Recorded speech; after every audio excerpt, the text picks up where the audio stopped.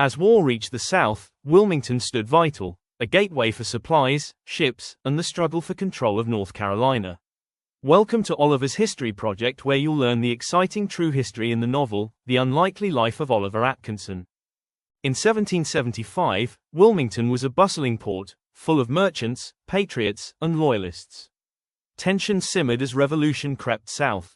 British officials planned to rally loyalists in North Carolina, hoping to crush rebellion and secure the southern colonies for the crown.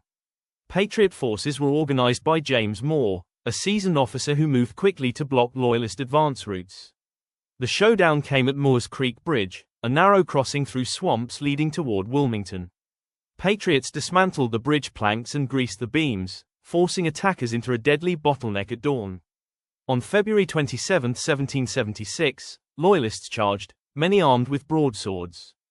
Patriot fire shattered the attack in minutes. The victory crushed Loyalist power in North Carolina, and helped secure the South for the Patriot cause early in the war. Moore's Creek Bridge cleared the path to independence. North Carolina soon voted for freedom, months before July 1776.